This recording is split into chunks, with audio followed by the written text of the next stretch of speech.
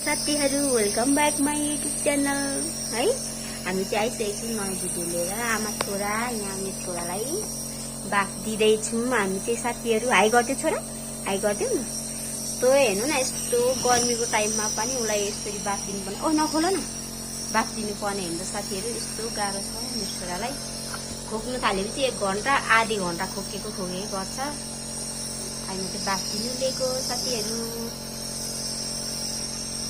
नखोल है, बाफ लाउनु नन्दैन हैन, खोल्नुपर्छ र। यहाँ साथीहरु फाइनली हामी चाहिँ घर आइसक्यौँ। आएर पनि म चाहिँ चाउचाउ बनाउनु लाग्यो। म चाहिँ यो दुईटा मिसाको मन पर्छ अनि दुईटा पकाउनु लाग्यो मलाई मात्रै, अरू खाँदैनन्। भाइले बिहानै खाइसक्नु भयो। खाना पनि खाएको छैन, मलाई चाहिँ खाना खानु मन लागेन क्या।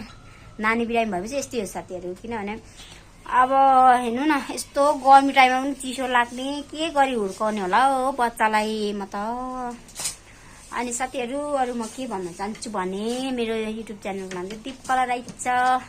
सर्च गरेर सब्स्क्राइब गर्नु सक्नुहुनेछ तपाईहरुले है त। भिडियो चाहिँ स्किप नगरी हेरिदिनु होला। जे जस्तो भए पनि के कस्तो लाग्छ भिडियो कमेन्ट लाइक गरिदिनु होला भन्न चाहन्छु। हस्ता हेर्दै गर्नु होला साथीहरु। फाइनली मेरो चाउचाउ पाक्यो। एक थाल म चाहिँ एकै थाल खानु लाग्यो, अरूलाई थोरै थोरै हेरेर म खायो।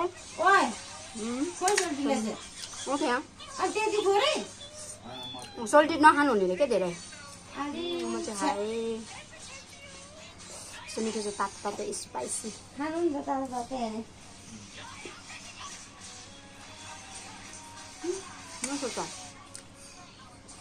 खोइ तपाईँको भतिजी छोरी होइन, भतिजी छोरी है। मलाई के थाहा त, उसले त्यही भनिरहेको ल्याएर उसको मम्मीले सोध्दा नि हुन्छ है। अनि जेब्रा बोकेर म चाहिँ चाउचाउ मात्रै खाँदैछु। करेन्ट र वाइ मिसाएर साथीहरु एकदम मिठो लाग्छ। यहीँभित्र आफै खोज्नु दियो भने भनिरहेको थियो। पिरो गर्मीमा पिरो खानु क्या मजा आउँछ हौ। म भेगोले गयो, यसको मम्मी छ नि यहीँ दिदी हुनुहुन्छ, भेगीलाई सोध्नु न। कस्तो हेर्दै गर्नु होला साथीहरु। साथीहरु फाइनली हामी चाहिँ कहाँ गयौँ, कहाँ आयौँ हेर्नुहोस् त। कहाँ आएको बाबा, कहाँ आएको भन्छ छोरा। हामी चाहिँ डुल्नु हिँडेको साथीहरु, हावा खान। छोरा ढाडमा बोकेर बिरामी छोरा बोकेर हिँडेको हामी चाहिँ है त। ठुलो छोरीले भन न, बाबा छेउमा हो, बाबा भएको ठाउँमा भन न त। हामी चाहिँ आएको साथीहरु बाबा भेट्नलाई नि।